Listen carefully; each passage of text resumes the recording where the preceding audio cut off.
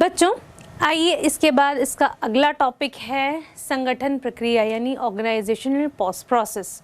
अब हम इसमें संगठन की क्या प्रक्रिया है उसको जानेंगे। तो इस प्रक्रिया को हम इस तरीके से जान सकते हैं, कुछ स्टेप्स होते हैं इसमें, जैसे कि आप बोर्ड में देख रहे हैं। इन स्टेप्स को फॉलो करते हुए एक ऑर्गेनाइजेशनल प्रोसेस को हम समझ सकते हैं। चाहिए अब इन प्रोसेस के स्टेप्स को हम डिटेल में समझेंगे। पहला स्टेप है कार्य का पहचान एवं विभाजन यानी identification of work and division.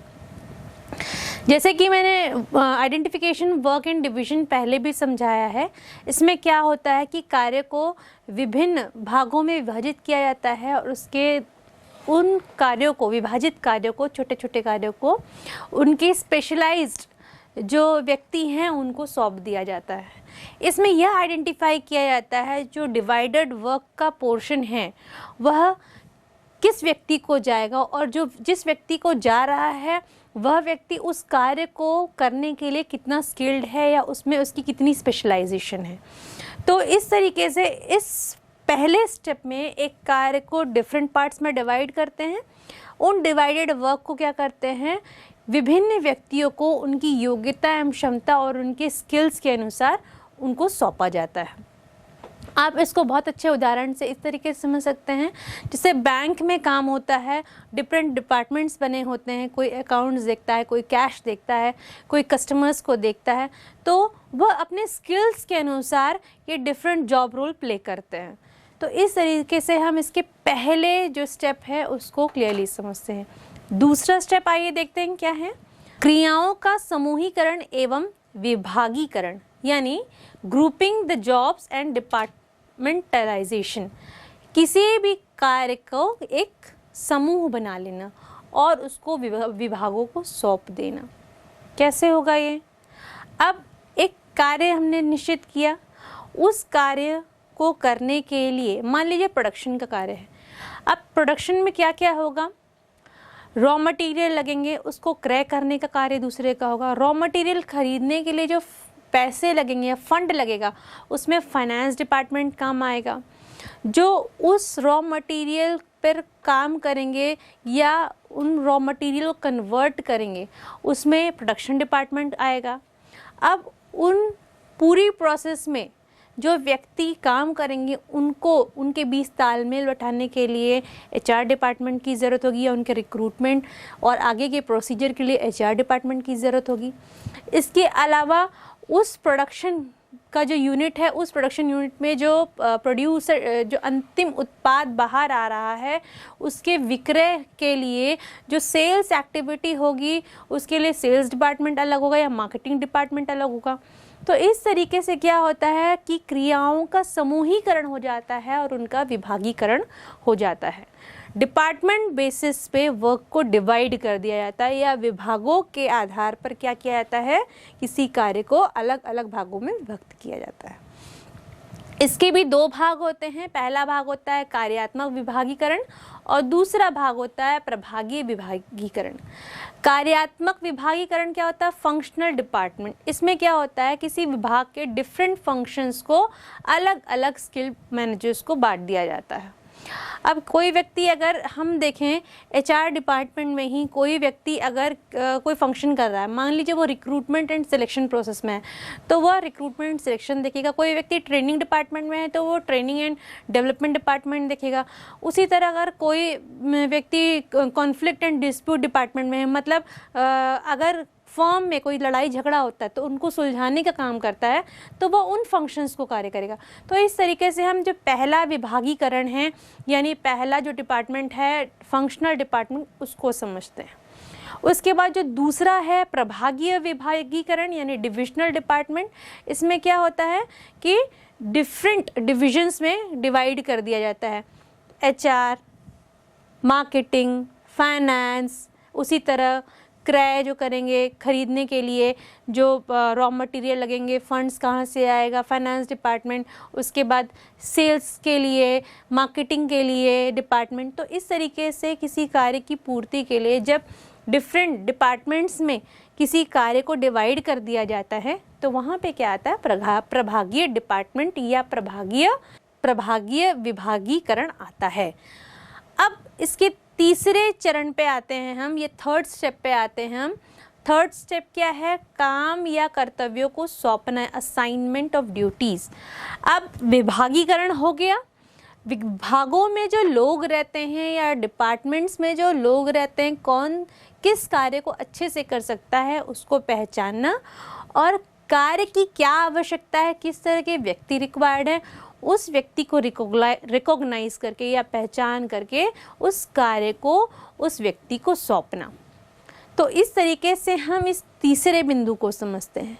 और चौथा और अंतिम बिंदु ये कह रहा है कि सूचनाएं प्रेषित करने के संबंध स्थापित करना अथवा प्राधिकार करना, या एस्टैब्लिशमेंट रिपोर्टिंग रिलेशनशिप। इसमें हम यह समझ सकते हैं कि अगर एक कार्य को कोई दो व्यक्ति कार्य कर रहे हैं, एक कार्य को दो व्यक्ति कर रहे हैं, तो उन दोनों के बीच रिपोर्टिंग रिलेशनशिप मेंटेन होगा।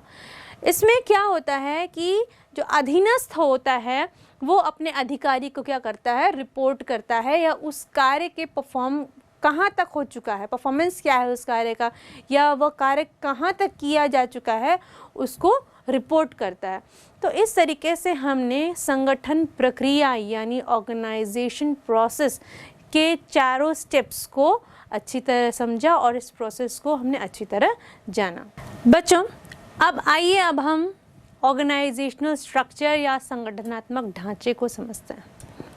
इससे हम यह समझते हैं कि वो सारी एक्टिविटीज़ किसी काम को करने के लिए डिफाइन की जाती है, या किसी कार्य को करने के लिए जो भी क्रियाएं डिसाइड की जाती हैं, डिफाइन की जाती हैं, उसको क्या किया जाता है? उसको विभाजित किया जाता है और उसको सौंपा जाता है स्किल्ड मैन पावर को या स्किल्ड लोगों को, ताकि क्या किया जा सके? ताकि सही समय पर ऑब्जेक्टिव जो है ऑर्गेनाइजेशन का वह क्या किया जा सके? अचीव किया जा सके। ऑर्गेनाइजेशनल स्ट्रक्चर या संगठनात्मक ढांचे में क्या होता है?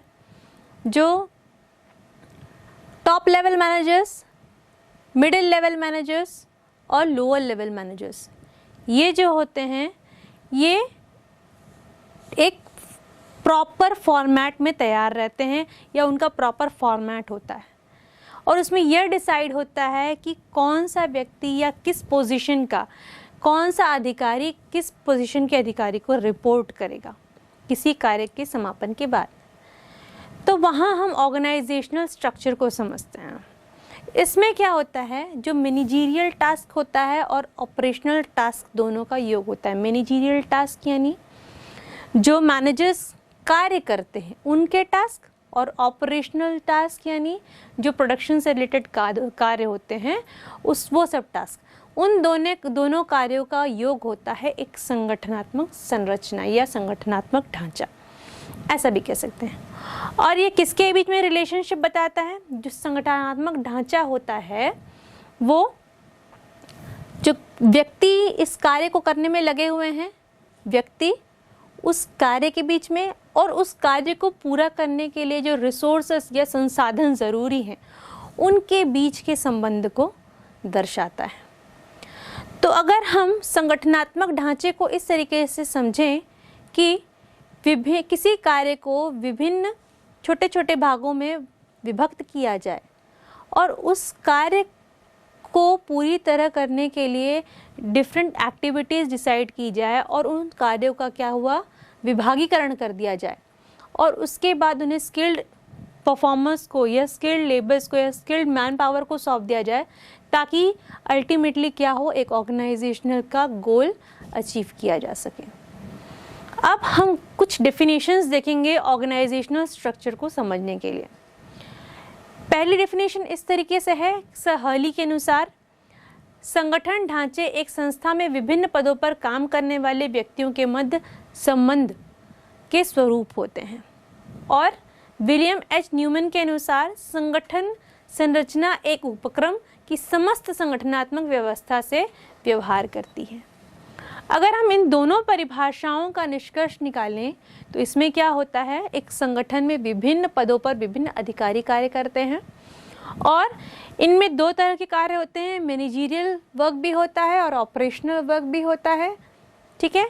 और इन कार्यों के मध्य सामंजस्य स्थापित करते हुए उन अधिकारियों पदाधिकारियों के मध्य सामंजस्य स्थापित करना और रिपोर्टिंग सिस्टम में मैनेज करना या मेंटेन करना मुख्य तरह संगठनात्मक ढांचे का कार्य उल्लेखित करता है। संगठनात्मक ढांचे को प्रभावित करने वाले घटक, आइए देखते हैं कौन सा पहला घटक है। पहला है कार्य की रूपरेखा बनाना, यानी जॉब को डिज़ाइन करना। किसी भी कार्य को करने से पहले उस कार्य की रूपरेखा बनानी पड़ेगी कि यह कार्य किस तरीके से किया जाएगा या यह कार्य कौन से विभाग का होगा। उस कार्य की रूपरेखा तैयार होने के बाद उस कार्य को किसे करना पड़ेगा, उस विभाग को सौंप दिया जाएगा और उस विभाग में जो अधिकारी होंगे उन अधिकारियों को उनके योग्यता के अनुसार यह कार्य दे दिया जाएगा। तो यहाँ पे हम कार्य की रूपरेखा या जॉब डिज़ाइन को समझते हैं। उसके बाद उसका आता है दूसरा बिंदु या दूसरा घटक, डिपार्टमेंटाइजेशन यानी विभागीकरण। हमें कोई टारगेट दिया है, हमने मान लीजिए कोई फर्म है, उसने डिसाइड किया है कि ये एंडिंग में उन्हें 100 यूनिट जो प्रोडक्ट है वो बनाना है, ठीक है। अब 100 यूनिट मतलब 100 यूनिट टन बनाना है तो कैसे करेंगे उसको। अब उस प्रोडक्शन में कई डिपार्टमेंट्स होंगे, प्रोडक्शन डिपार्टमेंट के अलावा भी, जो हर डिपार्टमेंट का कार्य अलग होगा। सेल्स का अलग होगा, फाइनेंस का अलग होगा, एचआर का अलग होगा, मार्केटिंग का अलग होगा। तो उस प्रोडक्शन डिपार्टमेंट के प्रोडक्ट को फाइनली प्रोड्यूस करने के बाद या उसके प्रोड्यूसिंग के प्रोसेस में जो डिफरेंट डिविजन्स वर्क में आएंगे, उन डिविजन्स को या उन डिपार्टमेंट्स को क्या करना, उनका विभागीकरण करना और उनको उनके विभाग के अनुसार कार्य सौंपना। क्योंकि बच्चों अगर हम एक उदाहरण से समझें तो किसी वस्तु का उत्पादन ही करना है तो उस वस्तु के उत्पादन में सबसे पहले उसके लिए कच्चा माल लगेगा। तो वो कच्चा माल आएगा कहाँ, उसे क्या करना पड़ेगा, क्रय करना पड़ेगा। उसके लिए क्रय अधिकारी की ज़रूरत पड़ेगी। उसके बाद उसका प्रोडक्शन यूनिट लगेगा, वहाँ पे प्रोडक्शन यूनिट अलग डिपार्टमेंट हो जाएगा। अब उस यूनिट में जो कार्य करेंगे उनके लिए उनका रिक्रूटमेंट करना पड़ेगा। ये रिक्रूटमेंट कौन करेगा, एचआर डिपार्टमेंट वाले करेंगे। अब इन सब के पीछे जो फंड लगेगा वो फंड कहाँ से लगेगा, उसको मैनेज कौन करेगा, फाइनेंस डिपार्टमेंट मैनेज करेगा। और वो लास्ट प्रोडक्ट या अंतिम उत्पाद जो बनेगा, उस अंतिम उत्पाद का सेल्स बढ़ाने के लिए या सेल्स प्रमोशन के लिए या मार्केटिंग स्ट्रैटेजी डेवलप करने के लिए कौन सा डिपार्टमेंट नेक्स्ट काम आएगा, मार्केटिंग डिपार्टमेंट काम आएगा। तो हर डिपार्टमेंट को उसके डिपार्टमेंट के अनुसार कार्य सौंप दिया जाता है और इस तरीके से विभागीकरण को हम समझ सकते हैं। उसके बाद आता है प्रबंध का विस्तार यानी स्पैन ऑफ मैनेजमेंट। बच्चों इसको हम इस तरीके से समझ सकते हैं, मान लीजिए एक प्रोडक्शन मैनेजर है, उसके अंडर 100 प्रोडक्शन इंजीनियर काम नहीं कर रहे हैं। एक समय ऐसा है जब उसके अंदर 10 प्रोडक्शन मैनेजर काम कर रहे हैं जिसको वो इजीली मैनेज कर सकता है। लेकिन कुछ समय बाद जब चेंजेस आते हैं, क्या होता है, फर्म जो है वो बढ़ता है, एक्सपैंड करता है, ग्रोथ होता है। उसने नए डिविजन्स खोल लिए। अब डिविजन्स नए खोल लिए, सारे प्रोडक्शन डिवीजन हैं। अब उसमें क्या हो रहा है, प्रोडक्शन इंजीनियर है बढ़ गए, 10 से बढ़कर 100 हो गए। तो क्या एक प्रोडक्शन मैनेजर उन 100 प्रोडक्शन इंजीनियर के ऊपर कंट्रोल रख सकता है? नहीं। तो वहाँ पे एक नया जॉब रोल डिफाइन होगा असिस्टेंट प्रोडक्शन मैनेजर का, और उस बेसिस पे क्या होगा, अब 100 प्रोडक्शन इंजीनियर्स पे कंट्रोल रखा जा सकता है या उनके साथ कम्युनिकेट साधा जा सकता है। तो इस तरीके से हमने क्या समझा, प्रबंध का विस्तार या स्पैन ऑफ मैनेजमेंट को समझा। इसके बाद आता है अधिकार अंतरण यानी डेलीगेशन ऑफ अथॉरिटी, कि किसी कार्य को करने के लिए जो अधिकार दिए जाएं वो किस तरीके से दिए जाएं और उसका उत्तराधिकारी या उत्तरदायित्व किसको दिया जाए। तो इसके लिए जो स्किल्ड परफॉर्मर चाहिए, स्किल्ड हमको व्यक्ति चाहिए, वो हमको देखना पड़ेगा और उसके लिए क्या होगा, एक संगठनात्मक ढांचे का होना ज़रूरी है। क्योंकि अधिकार का अंतरण केवल उन्हीं अधिकारियों को किया जाता है या उन अधिकारियों को किया जाता है जो उन अधिकारों का सही उपयोग कर सकें या अपने अधिकारियों को समझें और यह अधिकार उनकी कार्यकुशलता, क्षमता, योग्यता के आधार पर उनको दिया जाता है। मतलब अगर कोई फर्म में व्यक्ति काम कर रहे हैं तो उन सभी को अधिकार मिलेंगे, लेकिन अधिकार किस बेसिस पर मिलेंगे? उनकी क्षमता, योग्यता और उनकी कार्यकुशलता के आधार पर उनको दिए जाएंगे। तो बच्चों, इस तरीके से हमने संगठनात्मक ढांचे को प्रभावित करने वाले डिफरेंट घटक या तत्वों को समझा। ऑर्गेनाइजेशनल स्ट्रक्चर यानी संगठन के ढांचे को समझने के बाद बच्चों अब हम जानते हैं कि ऑर्गेनाइजेशनल स्ट्रक्चर यानी संगठन के ढांचे की आवश्यकता क्यों है, या what is the need of organisational structure. अब बच्चों, अगर देखो कोई एक छोटा सा फर्म चला रहा है, एक व्यक्ति, एक बहुत ही छोटा जिसको वो सेल्फ चला सकता है, तो उसके लिए उसको ढांचे की आवश्यकता नहीं होगी। लेकिन जैसे ही उसके फर्म का विस्तार होगा, क्या होगा? कार्य बढ़ने लग जाएगा, प्रोडक्शन बढ़ने, अगर प्रोडक्शन यूनिट है तो उसका प्रोडक्शन यानी उत्पादन बढ़ने लग जाएगा।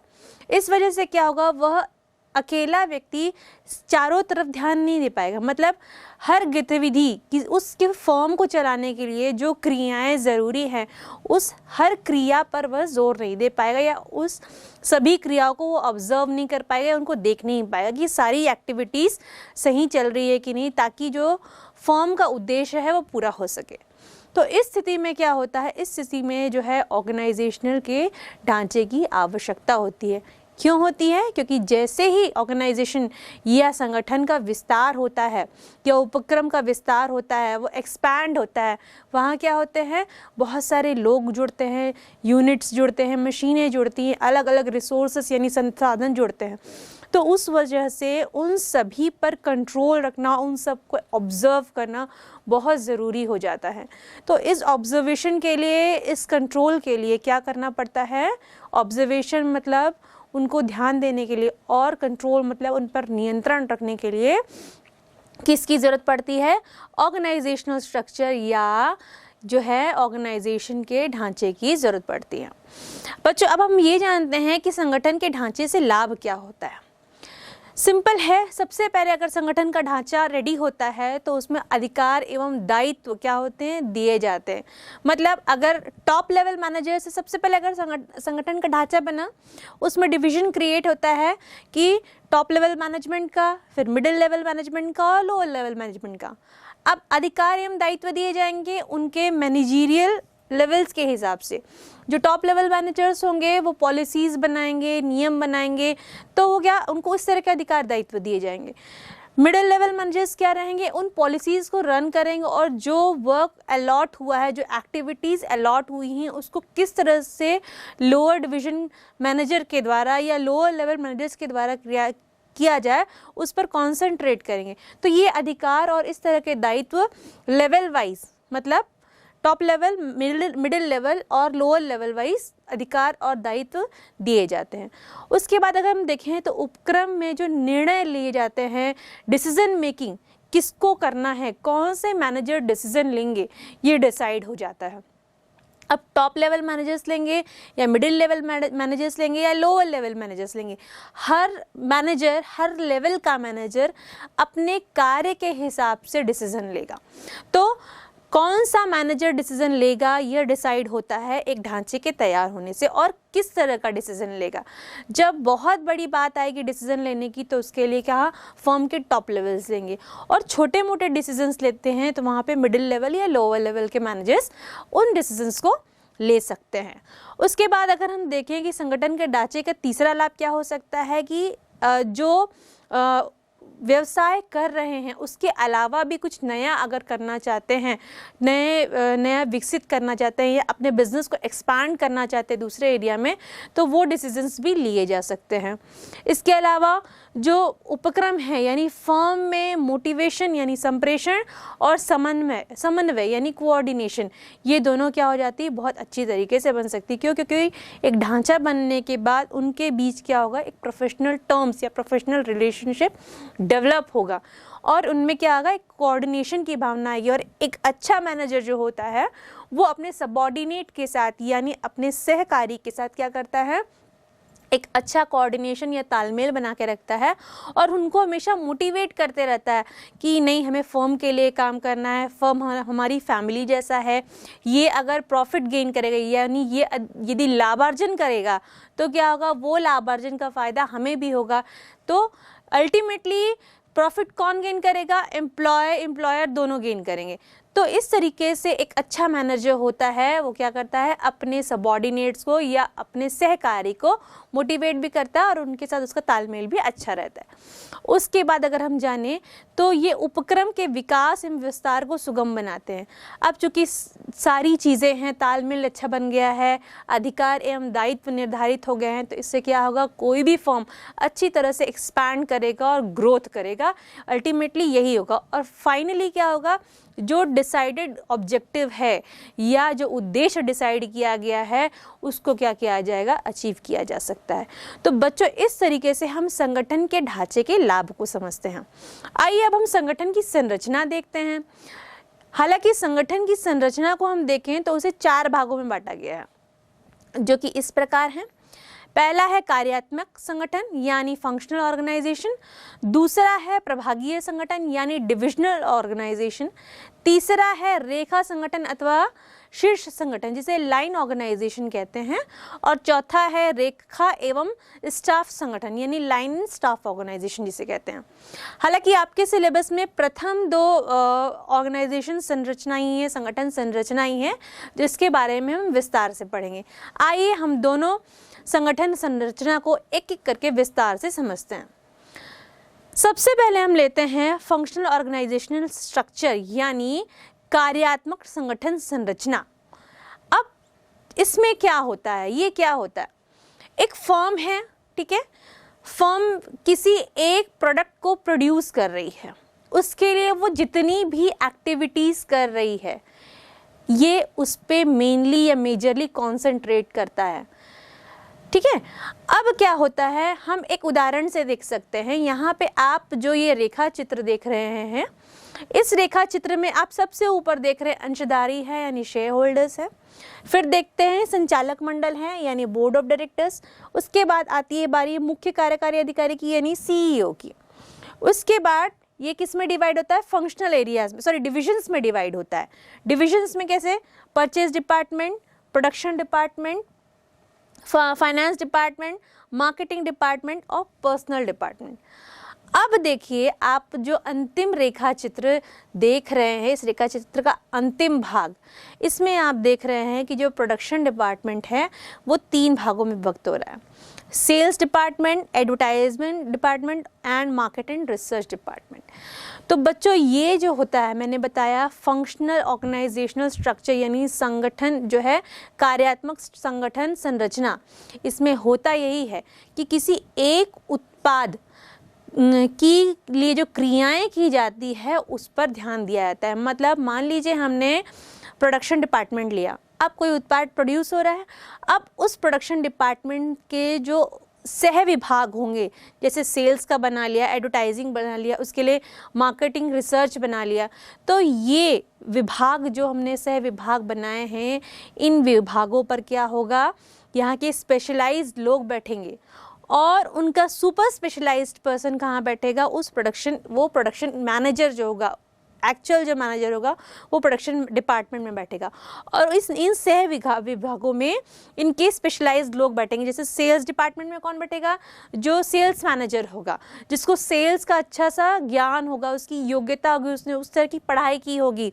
उसका उस तरह का वर्किंग एक्सपीरियंस होगा, तो वो बंदा सेल्स मैनेजर होगा। उसी तरह एडवर्टाइजिंग डिपार्टमेंट में कौन होगा, वह बंदा होगा या वह व्यक्ति होगा जो कई साल से एडवर्टाइजिंग का काम संभाल रहा हो या किसी प्रोडक्ट को मार्केट में किस तरह से अच्छी तरह सेल किया जाए उसके लिए अच्छी एडवर्टाइजिंग करता आए, उसका एक्सपीरियंस हो, उसकी योग्यता हो, उस हिसाब से उस व्यक्ति को, स्पेशलाइज्ड व्यक्ति को उस डिपार्टमेंट का हेड बनाया जाएगा। उसी तरह मार्केटिंग रिसर्च डिपार्टमेंट का भी हेड उसकी योग्यता के अनुसार बनाया जाएगा।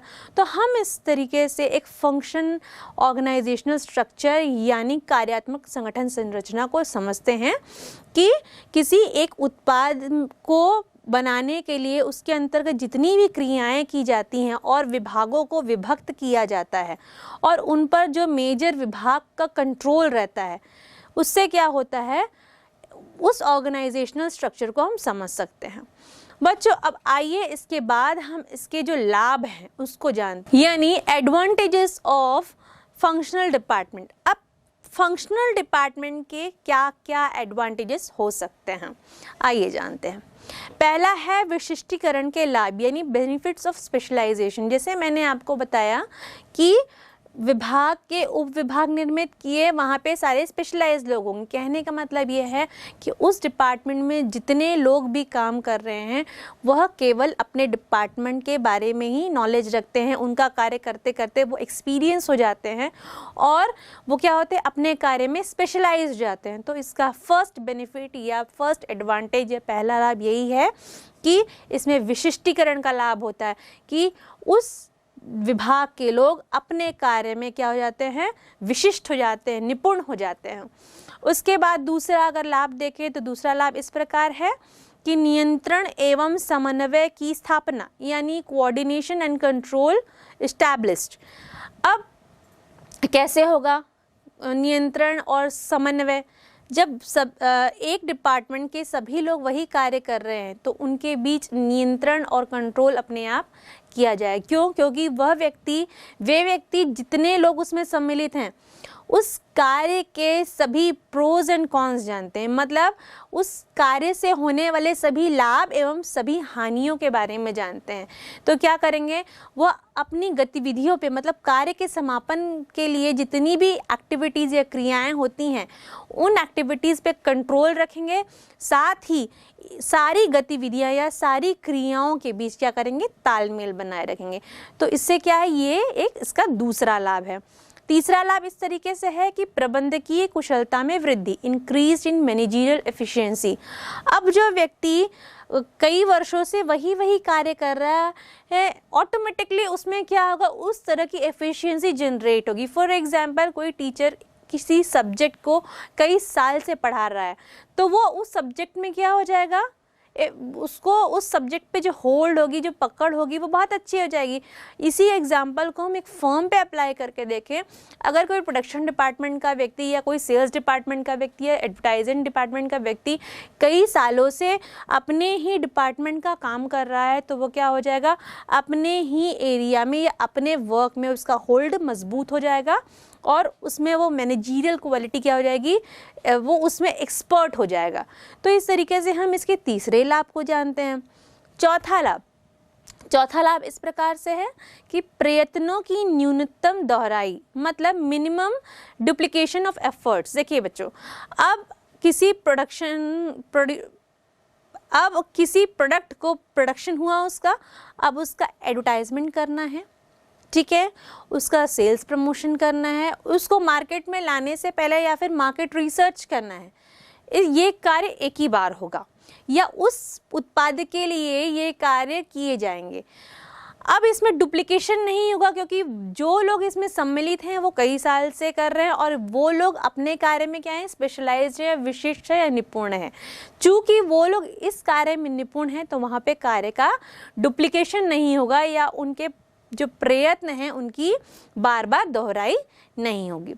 इसके बाद इसका पांचवा लाभ अगर हम समझे तो पांचवा लाभ इस प्रकार है कि सभी कार्यों को समान महत्व देना। देखिए, इक्वल वेटेज देना, equal weightage to all functions.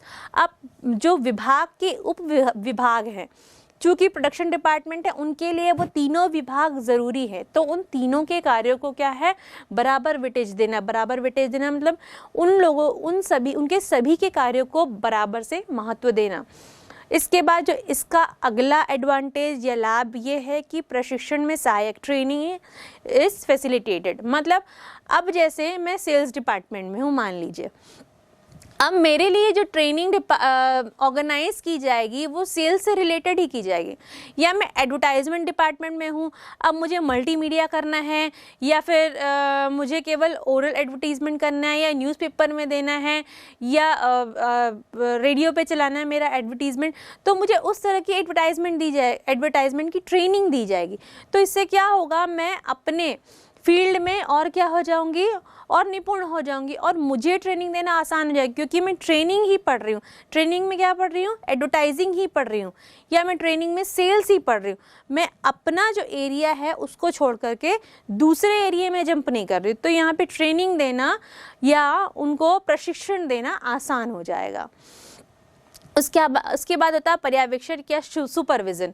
Supervision भी आसान हो जाता है क्योंकि जो व्यक्ति जिस फील्ड में है उनको सुपरवाइज करने के लिए उनका एक्सपर्ट होगा, तो उस एक एक्सपर्ट को उस एक फील्ड को ही देखना है, उसको दूसरे फील्ड को नहीं देखना है।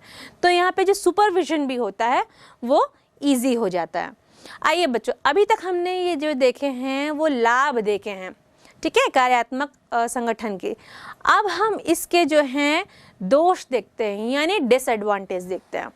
इसका पहला दोष इस तरीके से है। पहला दोष है अंतर विभागीय समन्वय में कठिनाई, यानी difficulty in inter departmental coordination. अब आप जैसे रोज़मर्रा के जीवन में भी देखते हैं, जो लोग अपने कार्य एक विभाग में कार्य करते हैं वो क्या हो जाते हैं, अपने विभाग में ही केंद्रित हो जाते हैं और वो अपने विभाग की उन्नति के बारे में सोचने लगते हैं। उनका जो एरिया है वहाँ तक ही रह जाता है। अब वो दूसरे विभाग का कार्य कैसे चल रहा है या हमारे कारण अगर दूसरा विभाग इफेक्ट कर रहा है, वो इस बारे में सोचना बंद कर देते हैं। तो इससे क्या हो सकता है, समटाइम्स क्या हो सकता है, इससे फर्म को नुकसान हो सकता है क्योंकि अल्टीमेटली वो दोनों या तीनों विभाग किससे रिलेटेड है, उस फर्म से ही रिलेटेड है। तो यहाँ पे ये इसका पहला जो है, पहला डिसएडवांटेज या पहला दोष है। दूसरा दोष आता है कि हितों में टकराव।